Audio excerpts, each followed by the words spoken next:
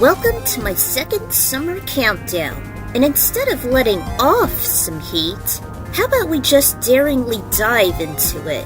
Originally, this was going to be a Volcanic Levels list, but due to the fiery contenders that lack those merciless mountains, these seem more igneous. In other words, those that contain igneous rock formed by hardened magma or in rare scenarios pertaining to fire. You guys voted, so let's take a plummet to some of the most memorable and intense igneous levels that video games have to offer. Prepare to be smothered, blasted, or sizzled, and let's explore nature's and the virtual world's most dangerous entrails.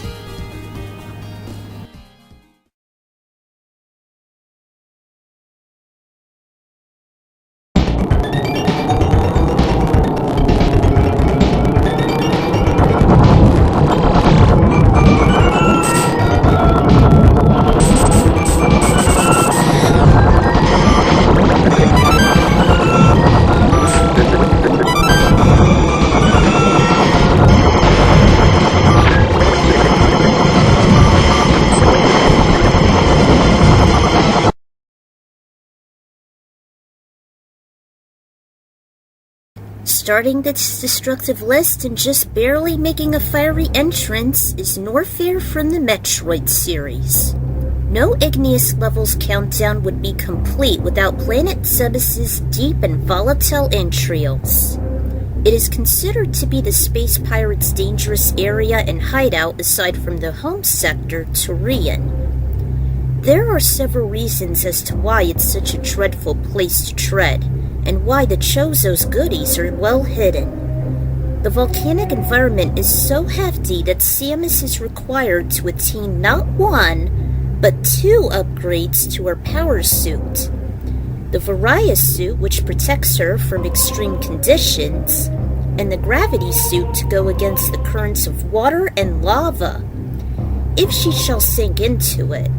Brinstar's subterranean neighbor is also populated by many enemies that inhabit there, even such serious adversaries like Crocomire and the pirate's leader Ridley, who makes his vile lair.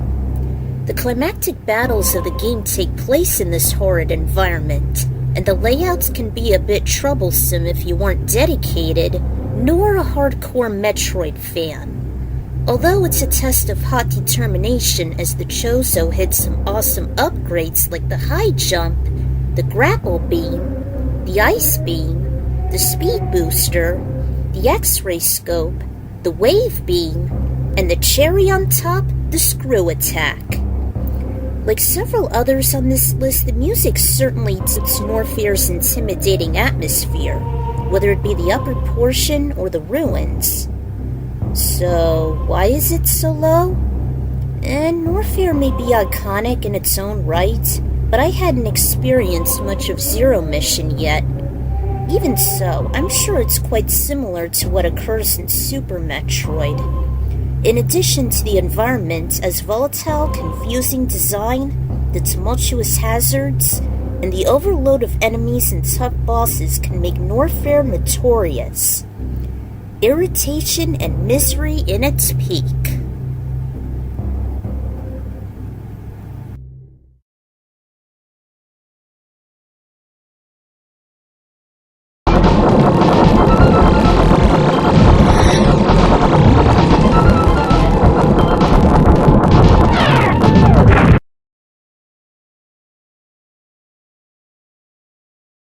How can I pass up on Firefield from F-Zero? Just like Norfair along with another intense contender, this doomed region was represented as one of the most volatile venues in the entire universe. It once belonged to a planet with rich, vast resources.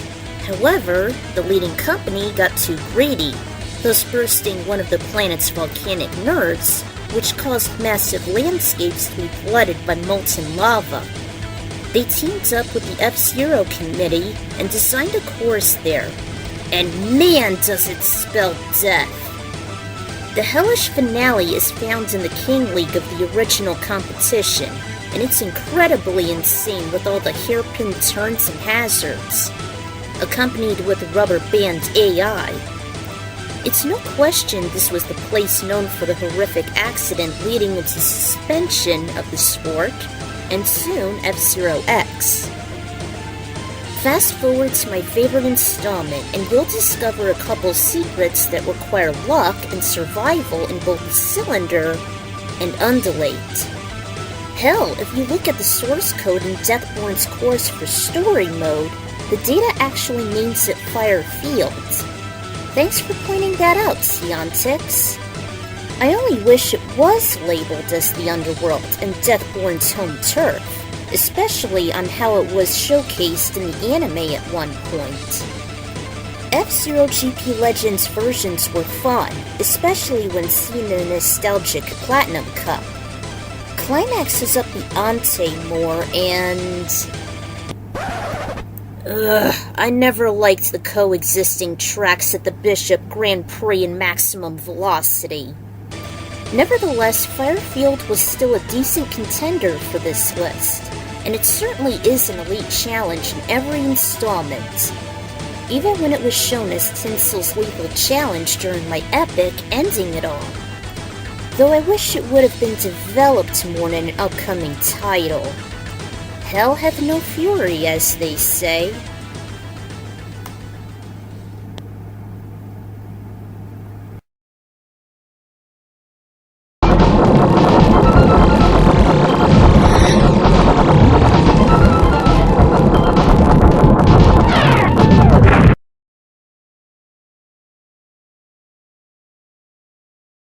Red Mountain from Sonic Adventure was a close scrape for this list.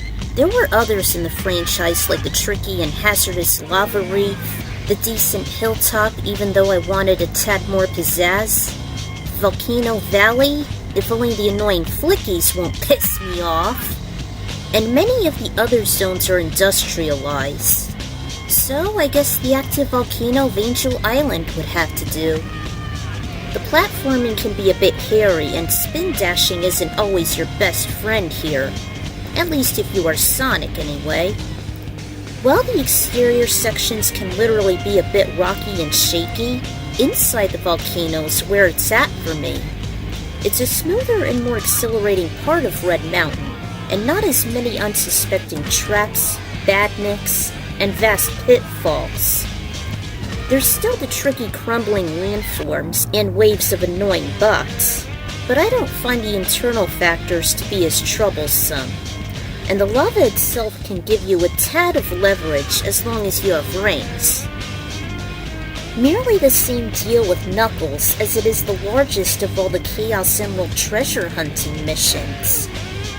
And having all those endless holes can make the scavenger hunt be quite a chore, unlike in Pumpkin Hill. Still, I would give it credit in terms of aesthetics, and as long as they're near the lava pool. And finally, Gamma's segment, which is so-so.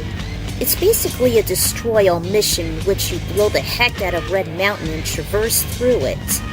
Just its igneous core, with an underwhelming battle of the bots at the end.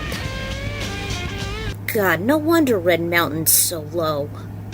There happens to be a killjoy here and there, but I guess it's not too much to handle. It does make room of improvement in terms of atmosphere and exploration, which is what Sonic Adventure is all about. If only Flame Core can take some notes from that area.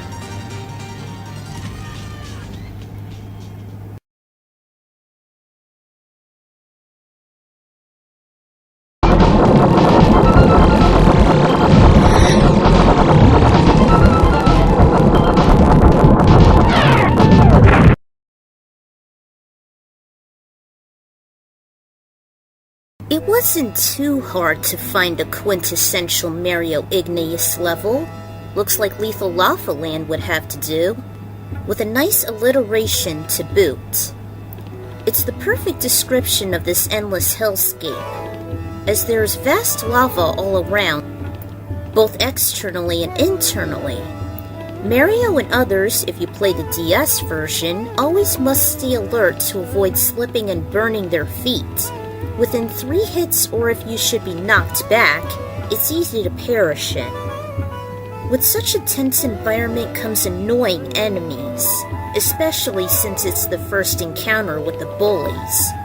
They abuse the hellfire out of the knockback cliché, forcing you into the lava before you do the same, even the big bully. Goombas aren't too shabby, but they can be plentiful, and the shiny shell always comes into great use here. Just like what I covered in my desert list, the dazzling centerpiece is indeed the volcano, and if you happen to exit the course in it, choosing a star would always pick up where you left off, so act wisely. Watch out when the mother load erupts as breathing fire activates it, while also being mindful of your surroundings. The outside of the world doesn't have a lot of igneous rock, but the inside makes up for it. And in terms of fire, it is every step you take in terms of lava and pyro geysers. Despite its death-dealing surroundings, it was one of the most easiest courses to get all stars since Babam Battlefield.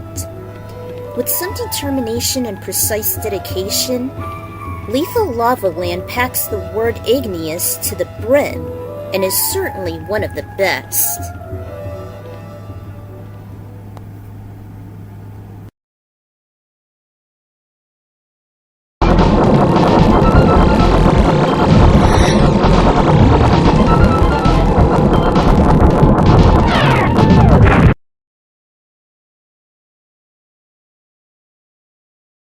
Oh man, we are really cooking now! Atos from Actraiser is one of the most iconic, memorable, and sometimes tumultuous of all the Igneous levels. Ever since I was 4, I was actually intrigued of this place.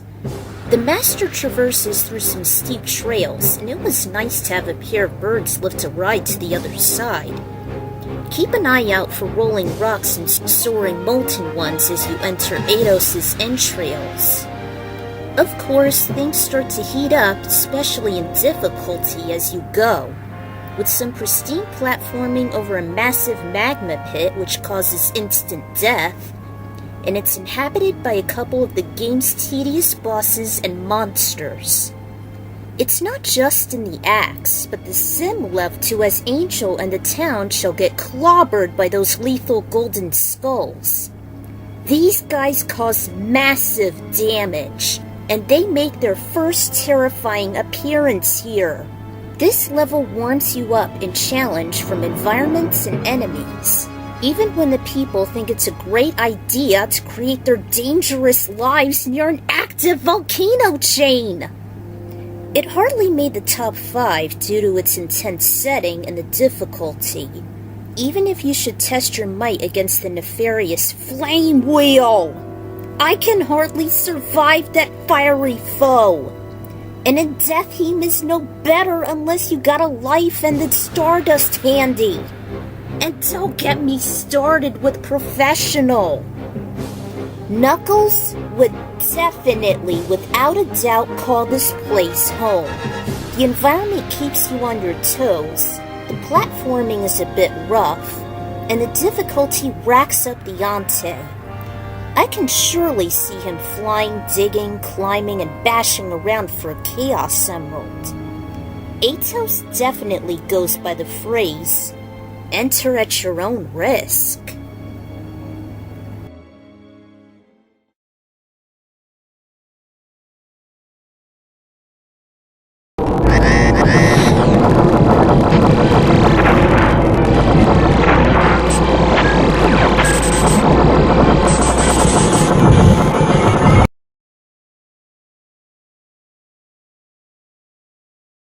The Netherrealm from Mortal Kombat just emphasizes the word Igneous and jacks it up to a whole hellish world.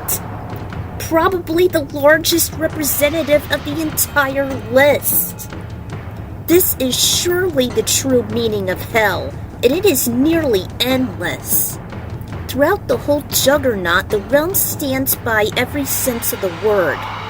It's the homeworld to some of the fiercest combatants, including Hanzo, Quan, Noob Saibot, Ashra, Moloch and Draman, the Revenants, and the king of them all, Shinnok.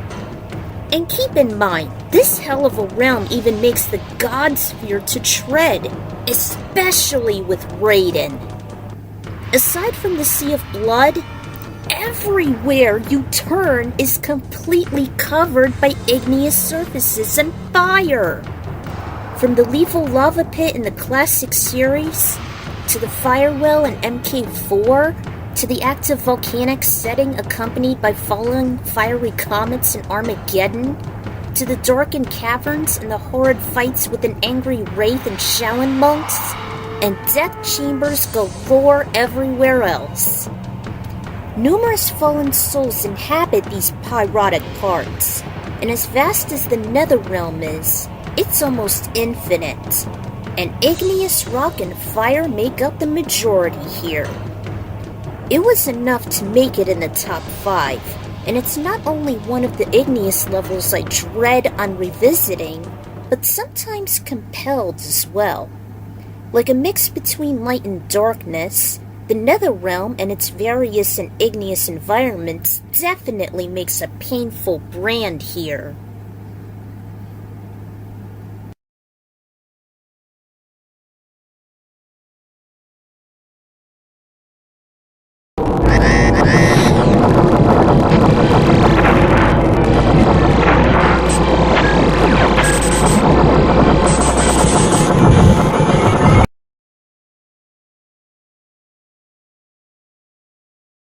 Ah, Death Mountain, the ever-active tepid terrain and the rocky hellhole in all of Hyrule.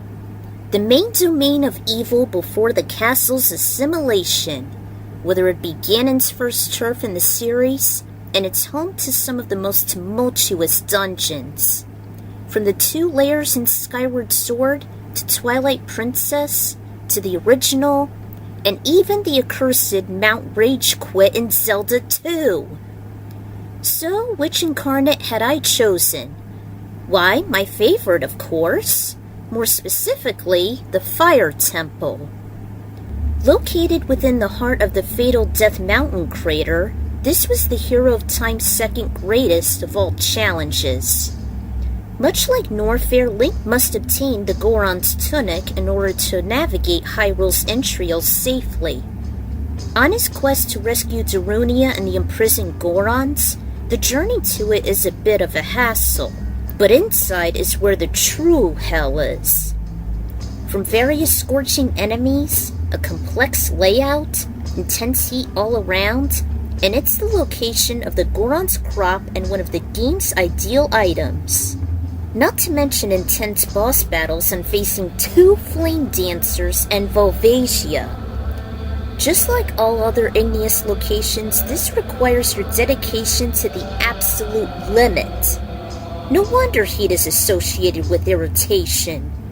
The music fits fairly well here, especially for any volcanic venue. And as controversial as that chanting song is, I'll take it over the fake auto-tune version any day. Just like Knuckles with Eidos, the fire, rock, and ground types would have a blast there, and the surrounding sweltering location home. And it certainly is a blast from the past here.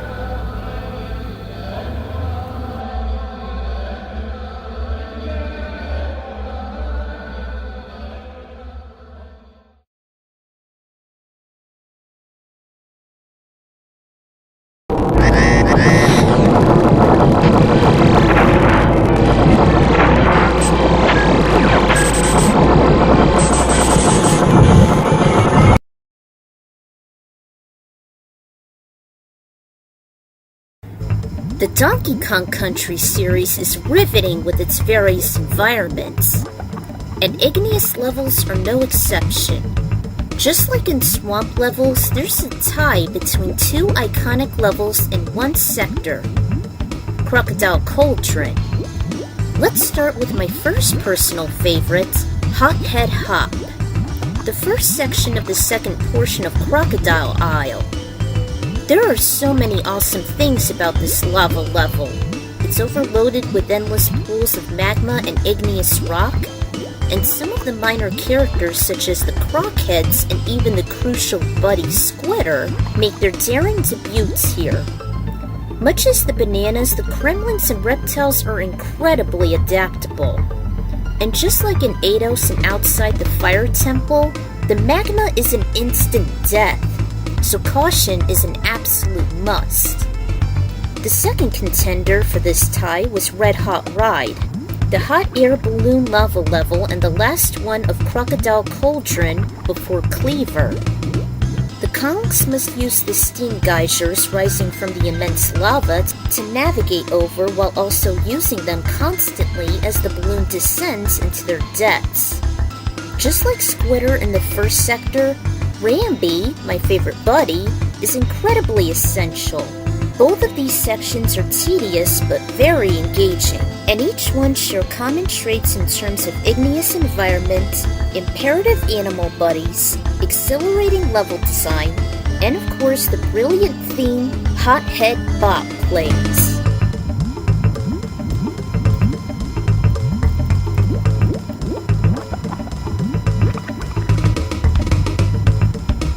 Just as in my swamp levels, I wish there'd be more similar environments in these two iconic igneous levels, aside from the optional section Fiery Furnace and the Lost World. Every factor in these two sections are just irresistible, thus each taking the golden trophy.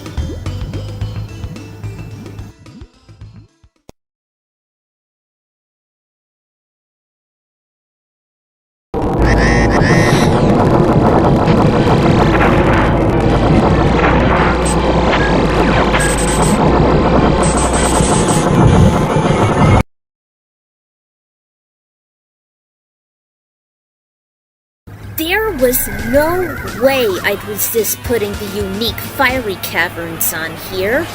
It's about damn time Wario Land 4 finally made it as a main entry on my lists.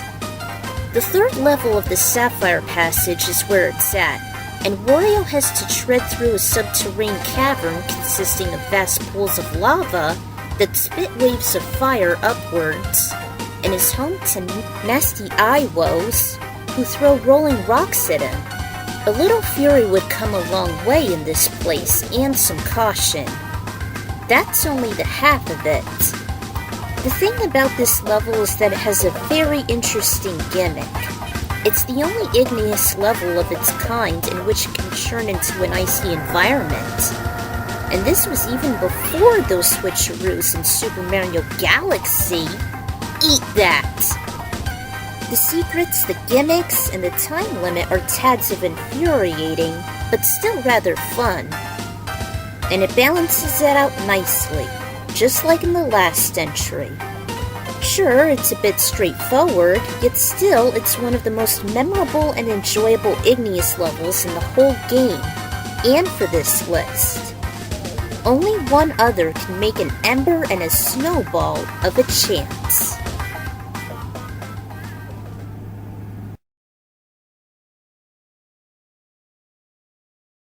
Alright, we counted down 9 of the interesting and iconic igneous levels. But before we get to the most molten of them all, let the honorable and dishonorable mentions rise from out of the ashes.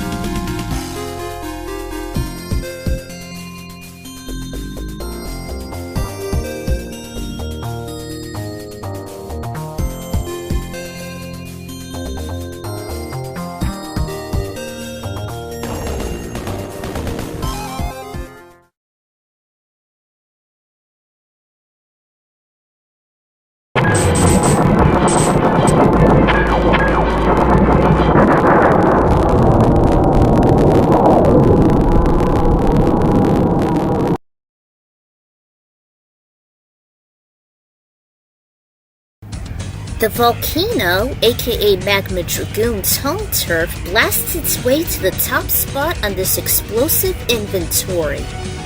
Everything you want is what you would expect in this Igneous level.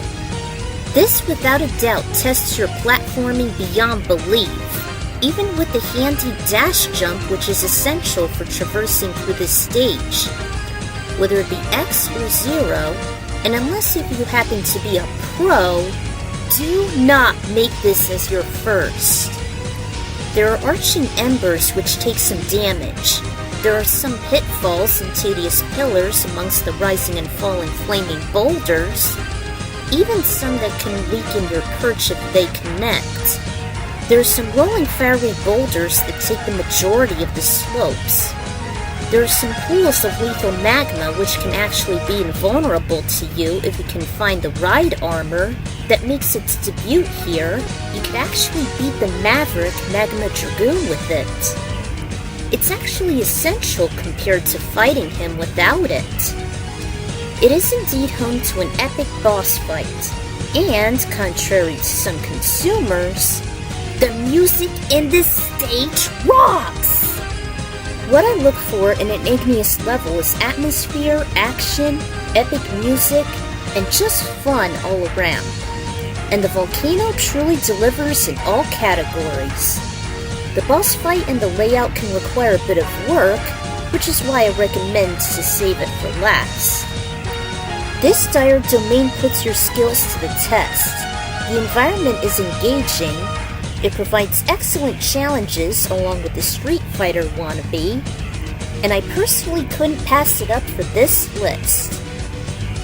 It's just as immersive as the previous two entries, and so far, no other Mega Man X stage nor Igneous level has ever topped it. I'm the Ecron Rider, and Magma Dragoon's Volcano is a prime example on how well an Igneous level is. It's filled with fire, lava, and hardened rock. It's bright, breathtaking, and colorful. It provides decent challenges. It comes from an underrated game, and, unlike many others, the heat doesn't drain your physical and mental health rather quickly. Which is why I hate the summer and hot environments so much. I wish real life was more like video games sometimes.